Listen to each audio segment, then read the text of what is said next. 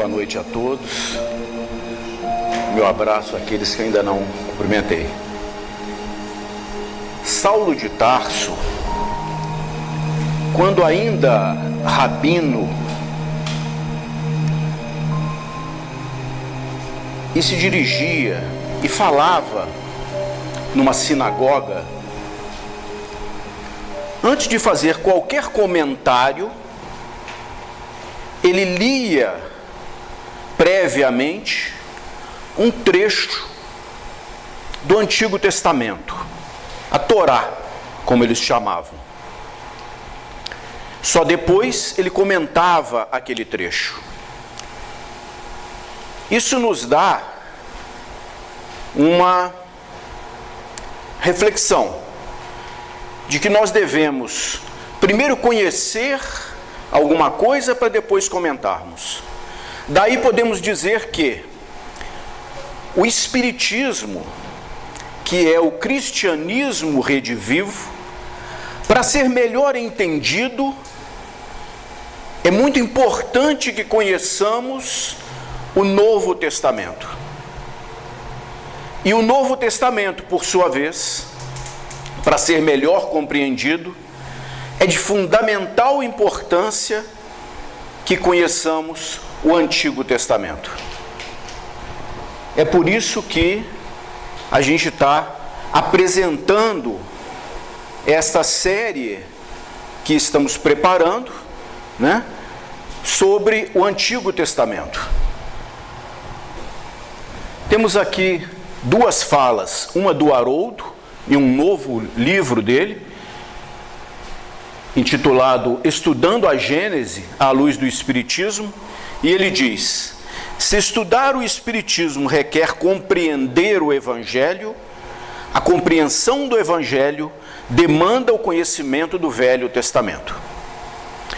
E a outra fala de Severino Celestino, que nos diz que a posição do Espiritismo tem que ser a posição de Jesus, que é de fidelidade à Torá e aos profetas. Não podemos desprezar a primeira aliança só porque não a conhecemos bem. Aí eu tenho algumas observações a fazer sobre o título. Síntese cronológica do Antigo Testamento. Síntese no sentido de um resumo, tá? E cronológica porque vamos pegando época por época e falando das personagens e dos fatos daquelas épocas. Outra observação é que as histórias aqui apresentadas, antes de escritas, foram transmitidas verbalmente de geração para geração. Por isso, há nelas muita fantasia e simbolismo. A história toda é muito rica. Eu diria que é a história da inigualável fé de um povo. Essa história é marcada pela fé. Conhecê-la, no mínimo, fortalece a nossa fé, além de ser fundamental para melhor compreendermos o Novo Testamento. Tem ainda uma outra observação, que essa apresentação se dará tomando apenas alguns fatos e personagens. Nós não temos como falar de todos os fatos e de todas as figuras que aparecem, né? Não teríamos tempo para isso numa apresentação, como hoje não teremos tempo para todo o Antigo Testamento. Nós vamos ver o início, Gênesis, e depois Êxodo. Não vai dar para ir além, ficará para uma segunda parte.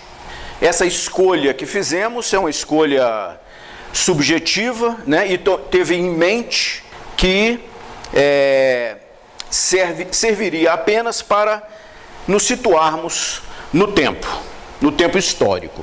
Aí tem um resumo cronológico do que vamos ver, mas que eu vou pular porque o tempo vai ficar apertado ao final.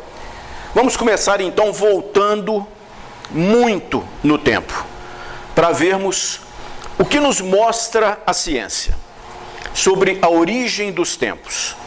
Na Bíblia, essa origem dos tempos é tratada pela expressão: no princípio, Deus criou o céu e a terra. Mas antes, vamos a uma observação muito importante. Jesus faz parte de um conselho de Cristos, conselho esse que é responsável por todo o sistema solar.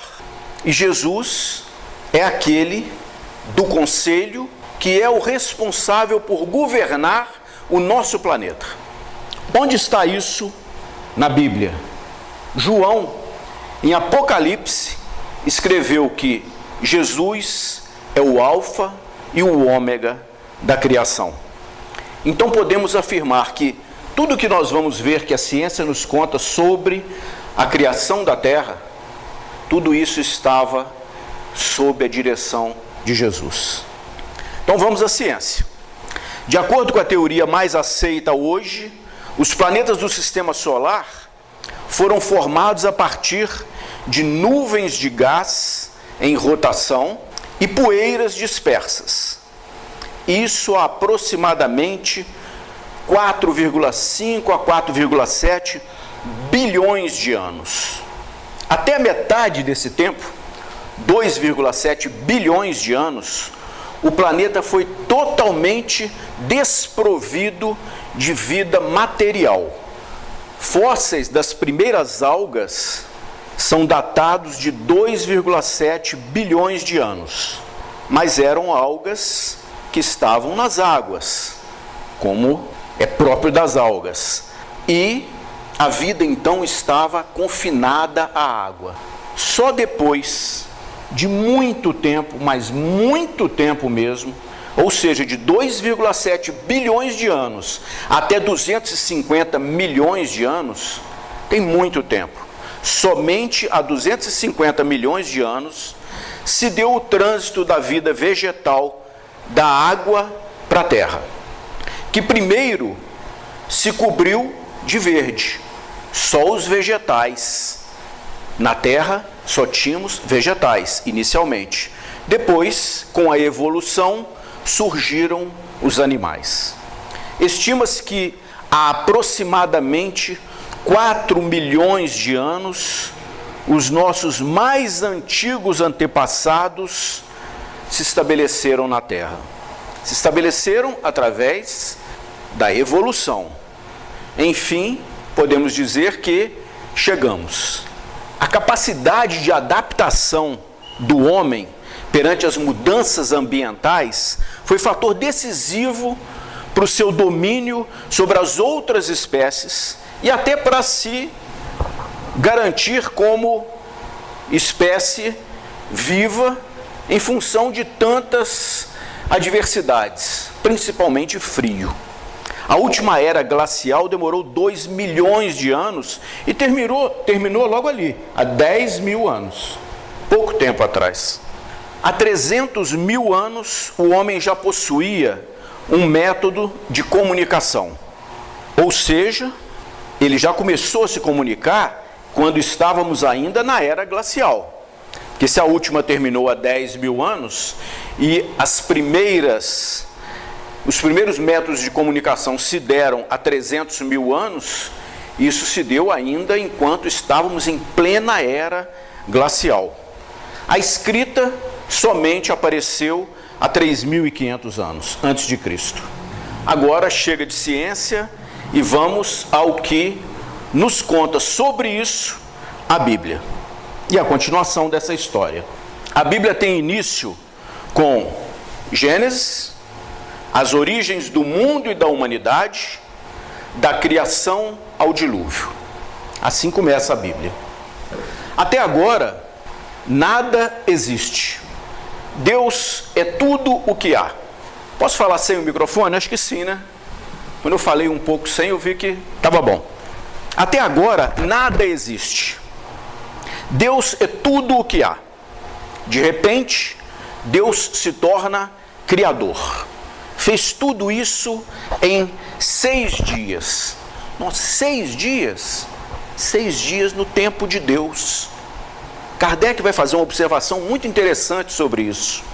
Kardec afirma que, salvo o sentido alegórico, a Gênese e a ciência seguem-se passo a passo.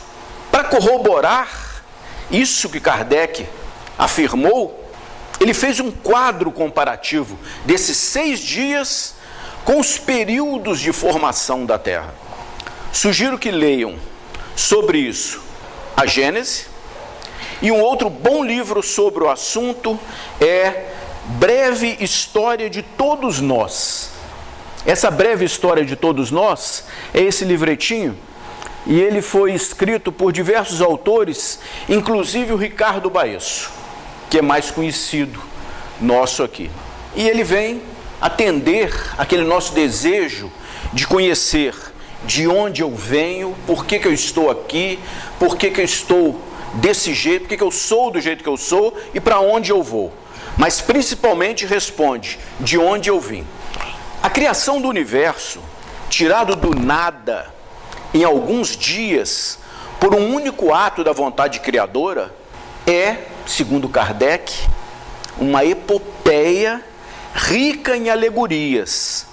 E Kardec usa essa expressão poética: que pintura mais sublime e poética. E olhem que Kardec era um evolucionista. Nós nos diferenciamos muito dos criacionistas. Há religiões, que acreditam que o mundo foi criado de uma hora para outra. Deus criou o homem, criou os animais, não houve uma evolução das espécies, Nós, do meio espírita, acreditamos que tudo evolui com o tempo. Então somos evolucionistas, diferentemente dos criacionistas. Assim como, fazendo um parênteses aqui, assim como somos, diferentemente dos salvacionistas, que acham que virá uma entidade superior, e muitos acreditam que é o próprio Jesus, virá nos salvar. Jesus virá nos salvar. Ou seja, nós não precisamos fazer muita coisa não, que uma hora ele vem e faz alguma coisa. Já nós espíritas somos evolucionistas. Achamos que precisamos nos modificar, nos aprimorar. Bom, essa criação miraculosa, por que escreveram assim? Segundo Kardec, essa criação, do jeito que foi escrita, miraculosa, foi importante para que as pessoas vissem em Deus um ser muito superior a eles. Porque se falassem que tudo foi evoluindo ao longo de 4,7 bilhões de anos, as pessoas iam achar pouco de Deus, naquela época. Então vamos lá. Descendentes desses dois seres que no criacionismo foram os primeiros, Adão e Eva, os dois se multiplicaram, a criação se corrompe, o mal passa a predominar, como ainda predomina, vivemos num mundo de provas e expiações, em que convivemos com o bem e com o mal, com o predomínio do mal. Quando passarmos para o mundo de regeneração, teremos ainda, e isso é gradualmente, teremos ainda a convivência do bem e do mal, só que com predominância do bem. Não vamos imaginar que no mundo de regeneração vai ser só o bem, não é isso. Então o mal começa a predominar, e então Deus resolve começar tudo de novo, destruir a humanidade para poder salvá-la. Somente as pessoas e animais a bordo da Arca de Noé sobreviveriam. Deus então aparece para Noé, fala para ele. Noé, médium. Deus fala para Noé e ele atende. Deus fala para ele construir uma arca, ele está em pleno deserto, nunca viu um mar, fala para ele construir um navio no deserto.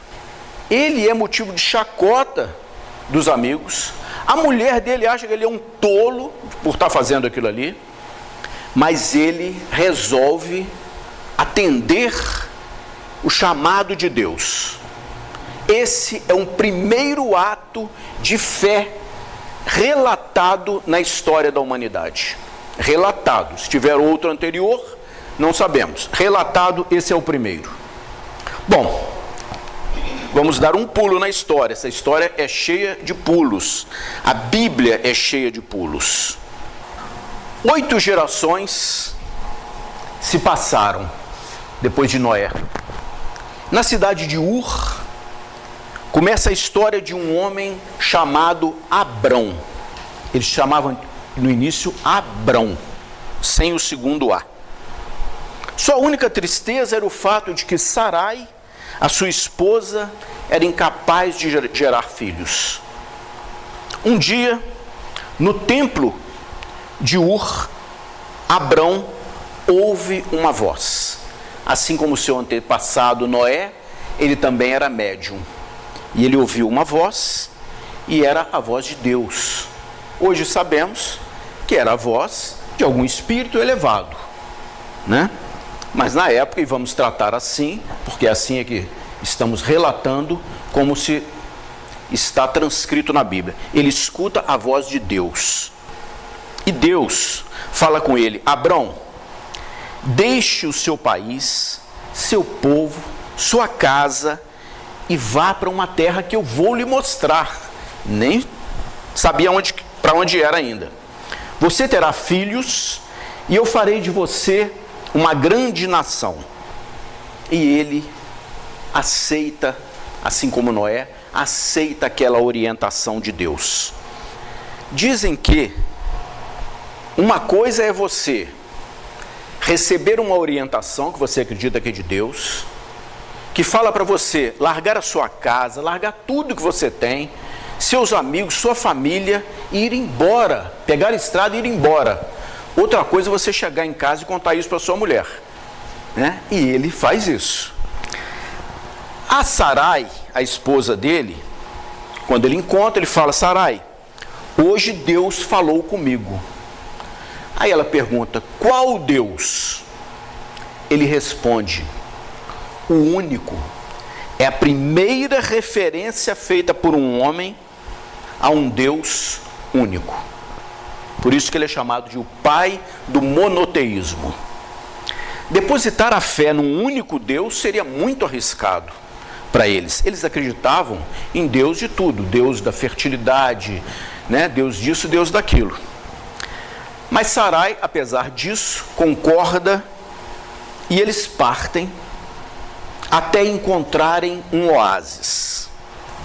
A fé de Abrão é muito grande, mas ele está frustrado com Deus, que havia lhe prometido um filho.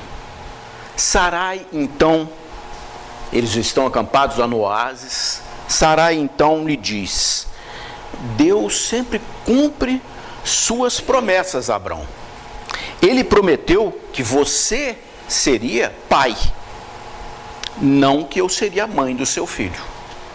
Ela fala isso para ele e meneia com a cabeça em direção à tenda de Agar, uma bela serva egípcia deles. Abrão resiste, mas Sarai insiste: vá, você tem a minha permissão. E Abrão vai. Ao sair da tenda, ele está atormentado por não ter confiado em Deus. Dessa relação com Agar nasce Ismael. 14 anos se passam. Eu disse que nós teríamos saltos. 14 anos se passam. Ismael já conta com 13 anos. Sarai, sempre que olha para Ismael, lembra da falta de fé que tiveram e pensa: eu devia ter esperado. Então, um dia, novamente o Senhor surge para Abraão e lhe diz que confirmará sua aliança com ele. Pede para que ele troque de nome, passe a se chamar Abraão, e que Sarai passe a se chamar Sara. E que, além disso, que todos os homens da sua tribo que já eram conhecidos nessa época como hebreus, sejam circuncidados. A circuncisão, Deus disse para ele, será um sinal físico da nossa aliança. Os homens vão nos se lembrar todos os dias da nossa aliança.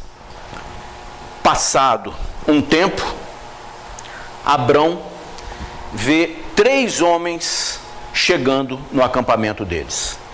2 são anjos e um terceiro é Deus disfarçado de mortal.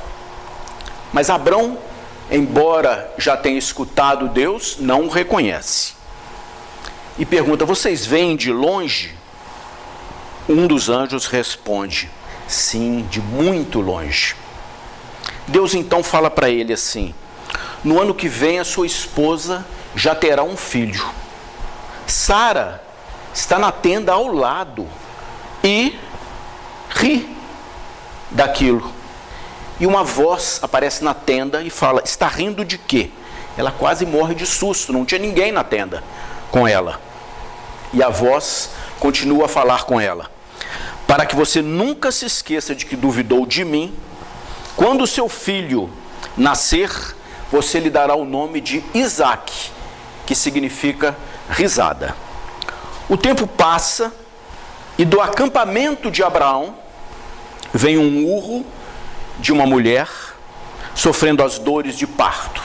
É Sara. Se for menino, Ismael perderá o direito à herança, de acordo com a tradição hebraica. E Sara diz: é um menino. Diz para Abraão: como Deus prometeu, diz Abraão, seu nome será Isaque. 1 ano se passa e o que é previsto está acontecendo. Uma guerra silenciosa se dá entre Sara e Agar. Abraão, então, vai fazer aquilo que, vamos ver a partir de agora, é uma atitude marcante das personagens mais elevadas do Antigo Testamento e do Novo Testamento também. Buscar um local isolado, a atitude é buscar um local isolado e orar para Deus, pedir orientação. Então ele foi, pediu orientação e ele recebe essa orientação. Não há mais lugar no acampamento para Agar e Ismael. Mas o Senhor tranquiliza Abraão. Fala com ele que tanto Ismael, seu filho, quanto Agar serão protegidos, e os filhos de Ismael se tornarão uma grande nação também. Ismael é o patriarca dos povos árabes. Eles foram embora e nós temos lá Abraão, com Agar teve Ismael. 22 gerações depois, Maomé. Abraão, com Sara, teve Isaque. 15 gerações depois, Jesus, que embora tenha origem no judaísmo, foi o nosso conhecido ponto marcante inicial do cristianismo. Mais um pulo. Mais 10 anos se passam. Um dia, Abraão olha ao redor e percebe que ele está completamente sozinho no acampamento e ouve uma voz, que é a voz que ele já reconhece, que é de Deus, lhe indicando que faça um sacrifício. Sacrifício ele conhece bem, sabe o que é, né? Matar um animal, oferecer o sangue a Deus, depois queimar o animal. Só que Deus continua a dar detalhes desse sacrifício. E Abraão, quando entende, fica horrorizado e fala: não, por favor, não. Eu farei qualquer coisa, menos Isaque. Mas era a vontade de Deus. Abraão então pega o que irá necessitar e conduz Isaque até o Monte Moriá. Isaac, no caminho, questiona, né? Por que nós não estamos levando um carneiro, se vamos fazer um sacrifício? E Abraão responde: Deus proverá, meu filho. É o mais duro teste de fé que Abraão teve que enfrentar em toda a sua vida. Quando chega a hora, Abraão levanta a faca, erguendo-a bem acima da cabeça, respira fundo, e quando está descendo, no meio do golpe, ele com a mão está tampando os olhos do filho. Quando ele está descendo, no meio do golpe, ouve uma voz chamando pelo nome dele: Abraão. A voz pertence a um anjo e diz para ele: você já provou a sua fé. Pai e filho então vão às lágrimas. E vamos dar mais um salto. Anos se passam. Após a morte de Abraão, seus bisnetos constituirão as 12 tribos de Israel. Então temos Abraão com Sara, geraram Isaac, que geraram Jacó. Na época dizia assim, Jacó era conhecido como. Hoje, quando a gente fala que uma pessoa é conhecida como é que a gente fala? O apelido dele. O apelido do Jacó era Israel. Então Isaac gerou Jacó, que era Israel, que teve 12 filhos. São as 12 tribos de Israel. O Jacó, ou Israel, tinha uma predileção que não escondia do 11º filho, chamado José. E aí, isso gera muito ciúme nos demais. O pai um dia deu uma túnica muito bonita para o José. Os demais, então, um dia que o pai não estava, saíram para fazer algum trabalho e resolveram bater e talvez até matar o José. Só que quando iam matar, um falou assim, não. E apontaram, tinha uma caravana levando escravos para o Egito. Caravana de mercadores levando escravos para o Egito, todos amarrados, em fila, sendo levados. E aí, José percebe que ele foi vendido pelos irmãos. Quando ele percebe o irmão ir lá e receber um saco de moeda, ele já viu o que ia acontecer com ele. E os irmãos então pegaram aquela túnica dele, banharam em sangue de carneiro, né, e levaram para o pai, falando que o filho foi atacado por algum animal, que eles não sabem o que aconteceu, mas que a túnica estava ali, que o filho teria morrido. O José, então, foi parar lá no Egito. Então ele é vendido como escravo. Lá no Egito, como escravo, ele é vendido para uma família rica. E a esposa do dono dele se insinua para cima dele, mas ele não aceita. E ela então conta para o marido que foi ao contrário que aconteceu. Então ele vai preso. Na prisão, o José começa a revelar um dom que é escutar Deus, como consta na Bíblia. Escutar Deus que lhe fala sobre sonhos dos outros. Ele começa a explicar sonhos dos outros. Ao sair, um dos presos conta isso fora da prisão, e isso chega ao faraó, que está tendo um sonho e quer saber o que significa aquele sonho. O faraó então lhe chama e lhe diz: estou tendo um sonho estranho. Fui informado de que você seria capaz de decifrá-lo. E o José fala: não, Deus é capaz de decifrá-lo. O faraó não gostou, porque ele se considera Deus. O José ainda pergunta: o que você sonhou? O faraó fala: eu estava às margens do Nilo, quando dele saem 7 vacas gordas e saudáveis.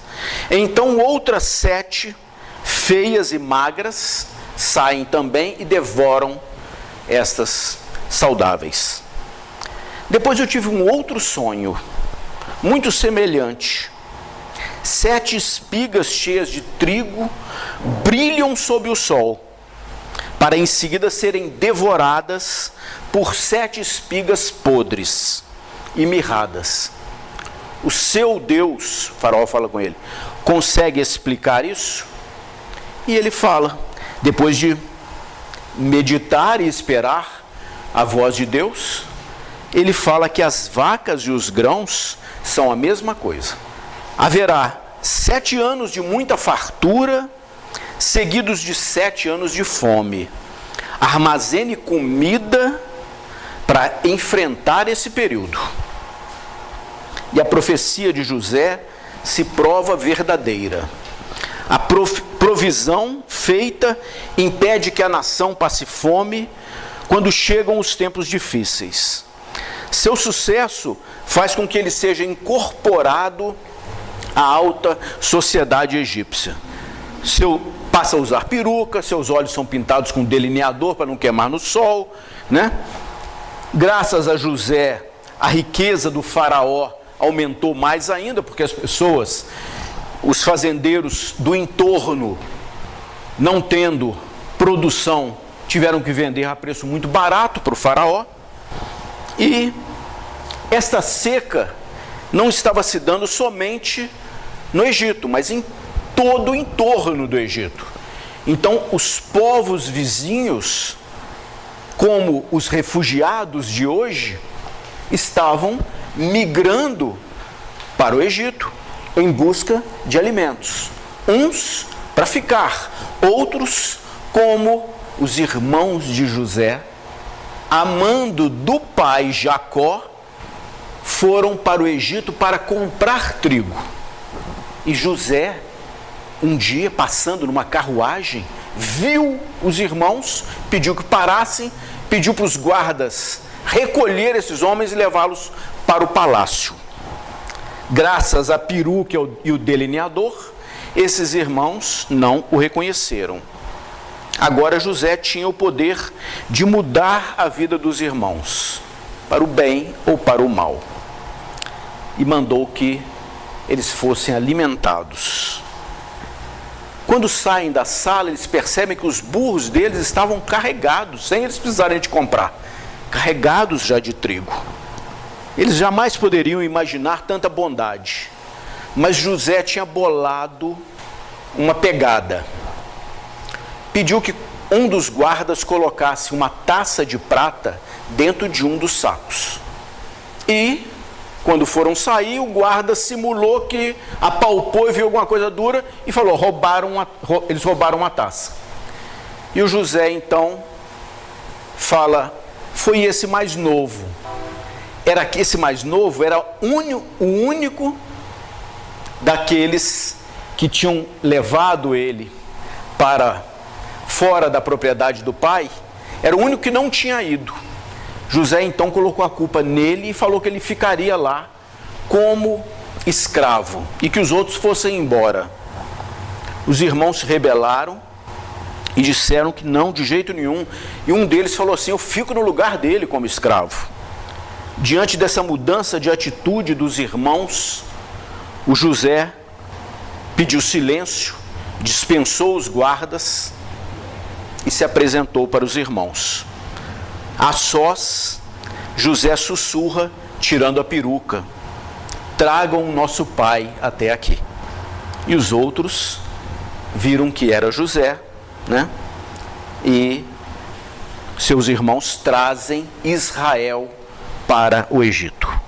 Muitos hebreus viajam para o Egito em busca de comida e se tornam escravos. Eles estão no lugar errado. Aquela não é a terra que Deus havia prometido a Abraão, mas eles estão lá em grande número já, no Egito, como escravos. Eles serão salvos dessa escravidão muitos anos depois, por um assassino, um foragido, um homem que terá a mais extraordinária relação com Deus. O nome dele é Moisés. E vamos entrar agora em Êxodo. E vamos dizer que essa escravidão se deu durante quase 500 anos. 500 anos se passam desde a morte de Abraão. Seus descendentes são escravos no Egito, a centenas de quilômetros da terra prometida. Conforme Deus prometeu, eles se multiplicaram demais. Com medo de uma revolta, porque são em grande número os judeus, com medo de uma revolta, o faraó manda matar todas as crianças israelitas do sexo masculino. No entanto, uma mulher corajosa oculta o seu filho dos soldados egípcios por 3 meses. Assim como Noé, aquela mulher constrói uma segunda arca e pede à sua filha Miriam que esconda o cesto junto às margens do Nilo. O cestinho que hoje a gente chama até hoje de Moisés, para colocar crianças. Miriam, irmã dessa criança, angustiada, vai lá e coloca o menino na beira do rio. A filha do faraó costumava tomar banho por ali. E Cestinha foi na direção dela. Bátia, filha do faraó, sorri para o bebê e diz: este viverá, é meu menino agora, e se chamará Moisés, que significa tirado das águas. Inspirada, a Miriam se aproxima da princesa e fala: Alteza, se for do seu agrado, posso encontrar uma ama de leite para o bebê, que é a mãe dela. A filha do faraó percebe sabedoria naquela proposta e diz: faça isso agora mesmo. E ela vai para casa contar para a mãe, né? O menino cresce e damos um novo pulo na história. 18 anos depois, o príncipe Moisés cresceu na corte como neto adotivo do faraó. Ele nem desconfia ser descendente dos escravos hebreus. Foi muito bem-vindo à corte, mas agora o faraó não está muito satisfeito com ele, porque Moisés, que seria um neto dele, é um neto adotivo, é muito mais forte que o filho dele, irmão da Bátia, mais ou menos da mesma idade do Moisés. E se acontecer do Ramsés, que é o filho do faraó, morrer, Moisés, que não é neto de sangue, poderia se tornar o herdeiro do trono. E o Ramsés provocava muito Moisés. E eles brigavam muito. Mas Moisés sempre ganhava. Um dia, nessas disputas, Moisés chegou inclusive a ferir o rosto de Ramsés. De tal modo que Ramsés ficou tão nervoso, até porque vários cortesãos estavam assistindo a essa disputa, né? E isso se tornaria um boato de que o futuro soberano era um fraco, e isso comprometeria o futuro faraó. Ramsés então grita para Moisés e fala: você vai pagar caro por isso. Eu serei faraó e eu serei Deus. Você não é nenhum de nós, falou para Moisés. Moisés olha para a mãe do que ele está falando? E o faraó está ali, junto com Ramsés, fala para a filha, conte para ele, e sai com o Ramsés. O que tem para me contar, mãe? Moisés, eu o amo, mas você não é sangue do meu sangue. Você é filho de escravos. Papai matou todos os meninos recém-nascidos de seu povo, pois eles eram muitos e representavam uma ameaça. Moisés falou assim, meu povo? Bate, leva Moisés até a janela mais próxima e mostra para ele os hebreus trabalhando sob o sol forte. Assombrado com aquela revelação, Moisés caminha sem rumo, se espanta com tanta crueldade, escravos sendo espancados, mulheres e crianças trabalhando sob um sol escaldante. Em algum lugar entre aquelas pessoas, ele imaginava, está sua família. Então Moisés ouve um grito, se vira e vê um feitor espancando um rapaz. Sem se dar conta das implicações da sua atitude, Moisés pega uma pedra no chão e desfere um golpe mortal na cabeça do feitor. O feitor, antes de cair, leva a mão ao peito de Moisés e arranca a medalha dele, sem que o Moisés perceba, que sai correndo, fugindo, porque percebeu que matou uma pessoa. Aqueles escravos que estavam próximos dali, para proteger Moisés, resolvem enterrar, mas às pressas enterram esse feitor numa cova muito rasa. Quando vem a chuva lava a terra e a mão do feitor, com a medalha do Moisés, aparece. E um dos guardas acha aquilo e leva Ramsés e mostra para ele. E Moisés agora é um assassino e um fugitivo. Quando os comandantes do faraó dizem para Ramsés, vamos capturá-lo, ele fala, deixe-o fugir, não há água nem comida no deserto, em breve ele morrerá. Moisés então vai para o deserto e damos mais um pulo. Já estamos 40 anos se passam. Moisés agora, Ramsés agora ocupa o trono egípcio. Ele é o faraó, o Ramsés. E Moisés, lá no deserto, passa seus dias sozinho com seu rebanho, recolhido em sua tenda.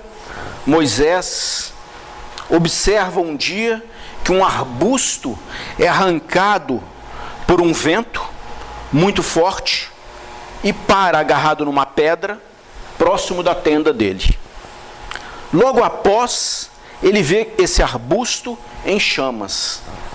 Mas eram chamas que não consumiam o arbusto. Nem fazia fumaça, nem dava cheiro de queimado. Então Moisés escuta uma voz.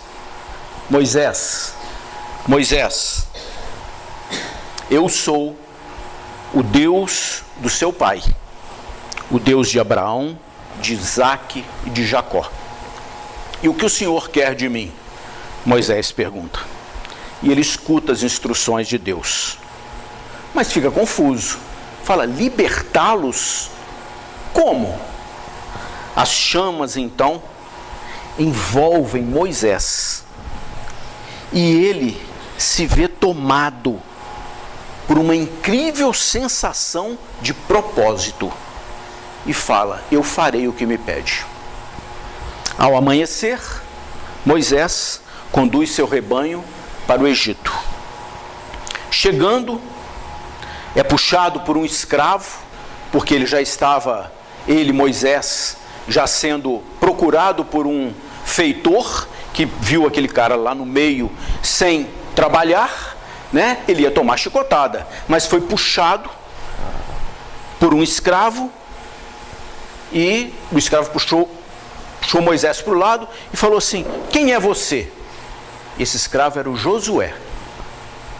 E ele fala: meu nome é Moisés. Moisés? Você é o Moisés? Ele fala: isso mesmo, o Moisés. Mais tarde, Moisés foi se reunir com os demais israelitas. Chegou e disse: estou aqui para libertá-los. A afirmação foi seguida de muita risada e ironia, né? Enlouqueceu? Perguntaram para ele. Mas Moisés insiste: Deus me enviou. O Deus de nosso ancestral Abraão, e eu vou até ao faraó. E você acha que o faraó lhe concederá uma audiência? Ele fala: estou certo que ele vai querer me ver. Logo, nesta reunião, chegam uma mulher acompanhada de um homem. É a Miriam, sua irmã, e o homem, Arão, seu irmão. E Arão logo fala: eu tive um sonho e Deus me disse que Moisés viria mesmo e que devemos ajudá-lo a conquistar a nossa liberdade. Moisés deixa suas emoções virem à tona, abraça a família, o povo, e conforme o previsto, a simples menção ao seu nome foi suficiente para que o faraó o recebesse. Devia estar doido para recebê-lo, né? E para falar o que ele falou, né? Você veio pedir perdão, Moisés? E o Moisés, atrevidamente, falou assim: não, eu vim exigir a liberdade do meu povo. Exigir. E o Ramsés falou: exigir? Você não sabe mesmo admitir quando é derrotado. Eu sou Deus. Não, Ramsés, você não é Deus. E se desafiar Deus, receberá uma punição severa. Uma semana depois, Moisés vira para os seus e diz: Deus falou comigo novamente. Ele fará com que o faraó nos liberte. Ele enviará 10 pragas ao Egito que obrigarão o faraó a nos libertar. Devemos confiar em Deus. E começam as pragas. As águas do Nilo se tornam sangue, há uma invasão de rãs dentro do palácio, depois de gafanhotos, o rebanho começa a morrer, erupções de pele, uma sucessão de pragas, até que Deus vai fazer ao Egito exatamente aquilo que o antigo faraó havia feito. Manda um anjo da morte passar e matar cada um dos primogênitos masculinos do reino. E indica que os israelitas pintem as ombreiras das portas com sangue. Então o céu escurece, assumindo um vermelho sangue, mas entra no palácio e mata o filho do faraó. Parece que era uma poeira. Hoje todas essas pragas têm explicações científicas. As águas do Nilo, alguma coisa ligada às algas. Depois, em função dessas águas terem ficado vermelhas, as rãs fugiram e invadiram. Como as rãs não comiam mais insetos, os insetos se multiplicaram tanto que devoraram as plantações. Tem explicação hoje científica para tudo isso. Assim como, vamos ver à frente, a abertura do Mar Vermelho. Essa nuvem, então, de areia vermelha que veio do deserto, entrou na casa do faraó, matando seu filho, e ele chama Moisés e Arão e fala: reúnam seu povo e desapareçam daqui, e levem esse maldito Deus de vocês consigo. E o Arão baixinho sussurra: louvado seja Deus. E eles estão livres. Quando os israelitas já estão longe, Ramsés volta atrás de sua própria decisão e urra: vamos trazê-los de volta. Vou enterrar Moisés debaixo do túmulo do meu filho para ser esmagado por toda a eternidade. Depois de uma semana de viagem, Moisés está chegando ao topo de uma grande duna e dá um gemido ao ver só mar por todos os lados. Não tinha para onde ir. E ele se sente responsável por todas aquelas pessoas. Josué ficava de vigia no alto de uma duna, sempre atrás, verificando se vinha algum inimigo. E avista as carruagens e fileiras de soldados. E avisa a todos. Os hebreus entram em pânico. Moisés então se isola do caos e faz aquilo que nós dissemos que era uma atitude marcante dessas personagens. Moisés se isola daquele tumulto e ora para Deus. Deus, o seu povo precisa do Senhor agora. E ele se lembra que seguiu o caminho certinho. E fala para Deus: eu segui o caminho que o Senhor me indicou, né? Então um vendaval levanta poeira e o mar se abre. Hoje sabemos que, como é que é uma tsunami? Tsunami é uma onda muito grande. Para essa onda ser formada, essa água é puxada de algum lugar. Então ela faz isso aqui e vem. Quando fez isso, abriu e eles passaram. É a explicação de hoje, científica. Tanto que o que está relatado é que logo depois, quando os soldados estavam indo atrás, uma coluna de água veio para cima deles. É o próprio tsunami, né? Num relato para a época. Contra todas as possibilidades, os hebreus atravessam o Mar Vermelho a pé. E enfim chegam à outra margem. Moisés então ergue mais uma vez o seu cajado para o céu e todos começam a ver uma grande muralha de água desabar sobre os egípcios que vêm em busca de Moisés. Os hebreus se entristecem ao verem tantos homens morrendo, mas imediatamente são tomados pela natural alegria da liberdade, do fim da escravidão. E o Moisés fala baixinho: você não é Deus, Ramsés. Só existe um Deus e Ele está conosco. Venham, diz Moisés, ainda temos um longo caminho pela frente e precisamos ser fortes. E assim começam os 40 anos de peregrinação em busca da terra prometida. Lições dessa história, desse povo: recolhimento e orações nas horas difíceis, agradecimento sempre e uma fé inabalável. Muito obrigado pela atenção de vocês.